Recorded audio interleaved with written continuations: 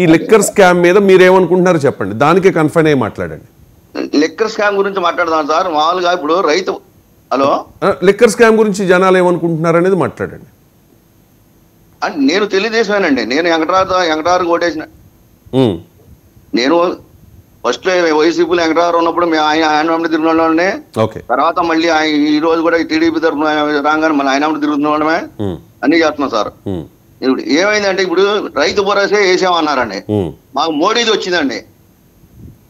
మోడీ 2000 రూపాయలు మెసేజ్ వచ్చిందండి subsidy bank కి, కిసాన్ సమ్మాన్ సంబంధించండి. ఇది రాలేదండి 5000 రూపాయలు. ఎవరికి రాలేదండి, రైతులకి ఎవరికి రాలేదా? ఎవరికి రాలేదండి. మరి ఇది వరకు వైసీపీలో ఉన్నప్పుడు ఇది వరకు జగన్మోహన్ రెడ్డి గారు వేసినప్పుడు డైరెక్ట్ గా ఆ 2 డబ్బులు కలిసి వచ్చేసాయండి మెసేజ్ మాకు.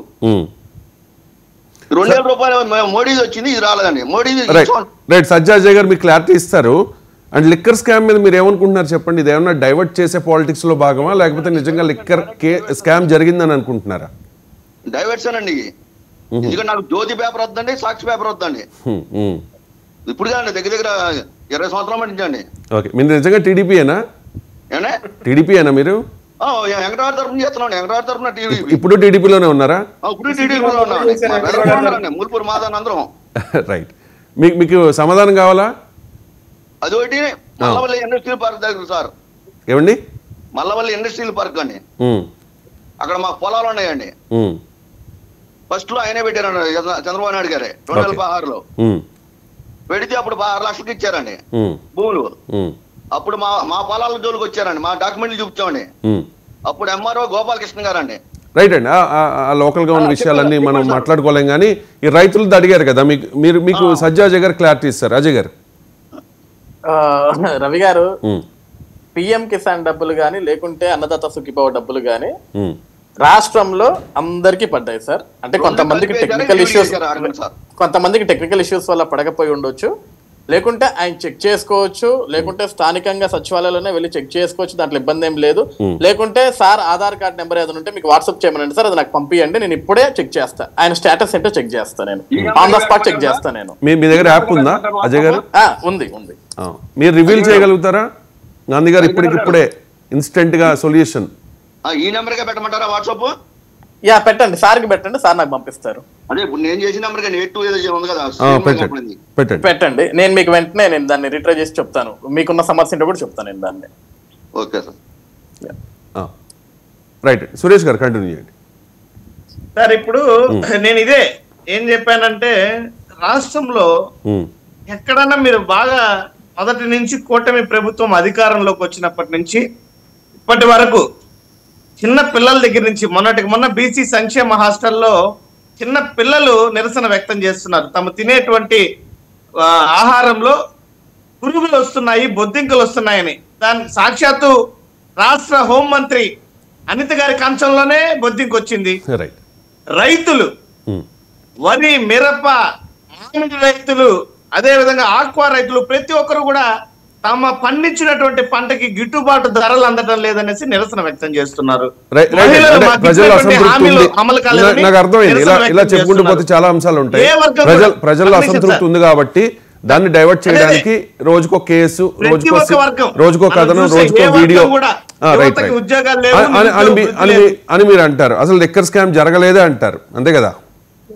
ప్రతి ఒక్క వర్గానికి కూడా ఇచ్చినటువంటి హామీలకు మేరకు పరిపాలన చేయలేకపోతున్నారు ఈ కూటమి ప్రభుత్వం. ఇప్పటికే దాదాపు 25% వీళ్ళకి ఉన్నటువంటి 60 నెలల కాలంలో 14 నెలలు అయిపోయింది. ఇంకెప్పుడు వీళ్ళు చేసేదని చెప్పి అరాకొరగా చేసుకుంటూ వస్తున్నారు. టైం ఉంది కదా, 1 year అయింది చెప్తున్నారు వాళ్ళు. జగన్మోహన్ రెడ్డి విధ్వంసం చేశాడు, అదపాతాడానికి తొక్కేశాడు, అధోగతికి పాలు చేశాడు ఆంధ్రప్రదేశ్ ని. మాకు కొంచెం టైం కావాలి, ఏడాది మాత్రమే పూర్తయింది, ఇంకా 4 ఏళ్ళు ఉంది కదా, మేము చేస్తాము అని చెప్తున్నారు. ఇప్పుడు వాయిదా పద్ధతిలో ఇస్తున్నారు. ఈ వాయిదా పద్ధతిలో కూడా 130 షరతులు ఇచ్చేదే వాయిదా పద్ధతిలో. అది కూడా 14 నెలల తర్వాత. ఇంకా మిగిలినటువంటి కాలాల్లో వాళ్ళు ఎప్పుడు ఇస్తారో ఎప్పుడైనా తెలీదు. ఇప్పుడేదో P4 అంటున్నారు. ఇచ్చిన హామీలను అమలు చేయాలి అనే అడిగే అర్హత ప్రతిపక్షానికి ఉంటది. కానీ మీరు చాలా ఇచ్చారు హామీలు, కానీ నెరవేర్చలేదు కాబట్టి మిమ్మల్ని ప్రజలు అక్కడ కూర్చోబెట్టారు. మీకు నైతిక అర్హత ఉంటుందా అడిగే నైతిక అర్హత అనేది కూటమి నేతలు అడుగుతోన్న ప్రశ్న. రైట్, ఒక కాలర్తో మాట్లాడదాం. అశోక్ పిఠాపురం నుంచి. అశోక్ గారు సార్ నమస్తే. సార్ నమస్తే. పవన్ కళ్యాణ్ గారి ఐ మీన్ డిప్యూటీ సీఎం గారి తాలూకా రైట్? సార్ చెప్పండి. ఇప్పుడు లిక్కర్ స్కామ్ గురించి మీరు మాట్లాడుతున్నారు కదా సార్,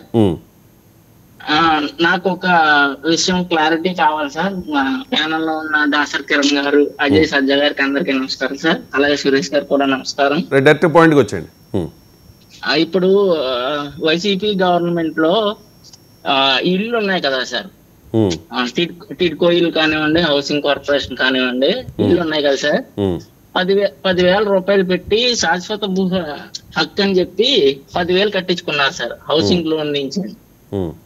అప్పుడు ఏం చెప్పారంటే సార్, హామీ ఇది ఈ 10,000 కడితే మీరు ఈ ఆస్తి మీద మీకు పూర్తి హక్కు ఉంటది, మీరు బ్యాంక్ వెళ్ళి రుణాలు తెచ్చుకోవచ్చు అని చెప్పేసి వైసీపీ గవర్నమెంట్ హామీ ఇచ్చింది సార్.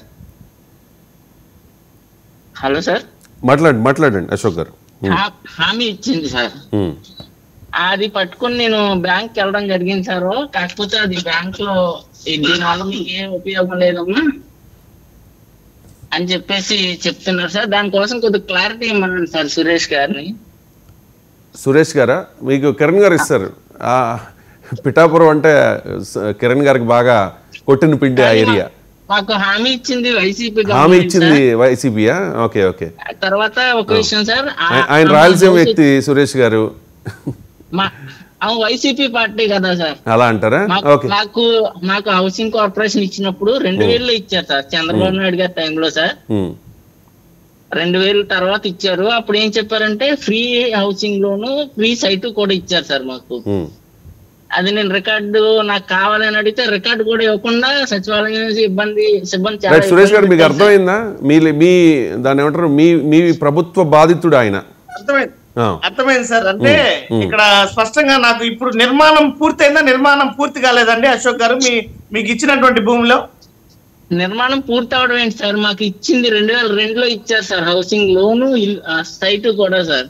నేను అడిగేది ఒకటి, హౌసింగ్ కార్పొరేషన్ ద్వారా లోన్ పొంది నిర్మాణం జరుపుకున్నారా? ఇంకా అసలు ఎటువంటి హౌసింగ్ కార్పొరేషన్ లోన్ రాలేదు, నిర్మాణం కూడా జరగలేదు అన్నటువంటిది క్లారిటీ చేయండి. లేదు సార్, మా కట్టిన ఇంటికి 10,000 మీ గవర్నమెంట్ కట్టించుకుంది సార్. అవును, శాశ్వతంగా మీకు హక్కు కల్పించిన రిజిస్ట్రేషన్ చేయడానికి 10,000 రూపాయలు తీసుకొని అది కూడా ప్రభుత్వానికి చలానా కట్టారు. ఆ చలానా కట్టి మీకు రసీదు కూడా ఇచ్చింటారు. చలానా కాదు సార్, మాకు ఏ విధమైన చలానా ఇవ్వలేదు. ముందు గవర్నమెంట్ ఏదైతే పట్టా ఇచ్చిందో దాన్నే మార్పు చేసి దాని మీద జగన్ గారు ఫోటో వేసి ఇచ్చారు సార్. అది బ్యాంకుకి పట్టుకెళ్తే దాని వల్ల ఏ ఉపయోగం లేదని చెప్తున్నారు సార్. సార్ మీరు ఇప్పుడు చెప్పేదైతే నాకు అర్థం కావట్లేదు. మామూలుగా శాశ్వతంగా మీకు హక్కు కల్పించడానికి చేసింది ఏంటంటే రిజిస్ట్రేషన్, సచివాలయాల్లో రిజిస్ట్రేషన్ చేసి దాని తాలూకా రిజిస్ట్రేషన్ పేపర్లు కూడా మీకు అందజేస్తున్నారు సచివాలయ సిబ్బంది. ఆ యొక్క పత్రాల ద్వారా మీరు ఎక్కడైనా కూడా రుణం పొందడానికి అవి తీసుకెళ్లి మీరు కావాలంటే రిజిస్ట్రేషన్ సైట్ లో ఈసీ కూడా వస్తుంది మీ పేరుతో. ఈసీ తీసుకొని దానికి సంబంధించిన ఆధారాలన్నీ కూడా మీరు బ్యాంకు ప్రొడ్యూస్ చేస్తే వాళ్ళు దాన్ని బేస్ చేసుకొని ఇప్పుడు హౌసింగ్ కార్పొరేషన్ లో గానీ, బ్యాంకుల్లో గానీ, సహకార సంఘ బ్యాంకుల్లో గానీ, నార్మల్ పొందొచ్చు. అసలు పట్టా అనేది మనం డైవర్ట్ అవుతున్నాము. దయచేసి ఈ లిక్కర్ స్కామ్ కి సంబంధించి ప్రజలు ఏమనుకుంటూ ఉన్నారు అనేది మీరు అభిప్రాయం చెప్పే ప్రయత్నం చేయండి దయచేసి. Thank you Ashok garu. ఒక చిన్న క్లారిటీ ఇవ్వండి కిరణ్ గారు, ఎందుకంటే మీరు ఆ ప్రాంతానికి చెందిన వ్యక్తి కాబట్టి. ఈ అశోక్ అనే వ్యక్తి రేస్ చేసిన అంశం సార్, ఫస్ట్ థింగ్ ఏంటంటే వీళ్ళంతా కూడా వైఎస్ఆర్సీపీ చేసిన దందాల్లో నలిగిపోయి విసిగిపోయి ఈ అశోక్ గారు జనసేన పార్టీ కోసం చాలా బాగా పనిచేశారు. నాకు ఆయన వ్యక్తిగతంగా కూడా తెలుసు. అంటే ఆయన వాయిస్ నేను గుర్తుపెట్టాను. పిఠాపురం టౌన్ లో ఉంటారు ఆయన. పవన్ కళ్యాణ్ గారి కోసం చాలా బాగా పనిచేశారు. ఆయన గెలిస్తే మా బతుకులు బాగుపడతాయి, ఆయన గెలిస్తే మాకు న్యాయం జరుగుద్ది అని నమ్మిన వ్యక్తుల్లో అశోక్ గారు కూడా. కానీ 14 నెలలు అయింది ఆ సమస్యకి. అప్పటికి సార్ ఇప్పుడు రాష్ట్ర వ్యాప్తంగా వైఎస్ఆర్సీపీ వాళ్ళు డబ్బులు కలెక్ట్ చేశారు ఆ రోజు. సార్ ఈ స్కామ్లన్నీ బయటికి రావాలి సార్. ఇప్పుడు కూటమి ప్రభుత్వం దగ్గర అంత పోలీస్ ఫోర్స్ సరిపోవట్లేదు, కాకపోతే రాష్ట్ర వ్యాప్తంగా డబ్బులు కలెక్ట్ చేసింది వైఎస్ఆర్సీపీ అసలు ప్రభుత్వానికి చేరింది. అది ఒక్క నిమిషం మాట్లాడండి. జగన్మోహన్ రెడ్డి గారి ఫోటో వేసినా కూడా అది కూడా 10,000 అయితే కాదు, దానికి నామమాత్రమైనటువంటి 10,000 తీసుకున్నారు. సురేష్ గారు, ఇప్పుడు మీలాగా డబ్బున్న వాళ్ళకి 10,000 నామమాత్రమే, కానీ 10,000 కాదంటున్నాను కిరణ్ గారు. నేను 10,000 కూడా కాదు, అది వాళ్ళు ఎక్కడ తీసుకుని అసలు రిజిస్ట్రేషన్ పత్రం కూడా నాకు ఇంకా రాలేదంటున్నాడు. అసలు ఏం జరిగిందనేది క్లారిటీ లేదు అతని దగ్గర. మరి ఆ క్లారిటీ ఇవ్వాల్సిన అవసరం ఉంది కదా. ఒక పని చేయండి కిరణ్ గారు, మీకు వ్యక్తిగతంగా పర్సన్ తెలుసు అంటున్నారు కాబట్టి, మీ పార్టీ నాయకుడే కాబట్టి, మీ పార్టీ కార్యకర్తే కాబట్టి, ఒకసారి ఆయనతో పర్సనల్ గా మాట్లాడి ఏదైనా సొల్యూషన్ దొరుకుతుందేమో చూద్దాము.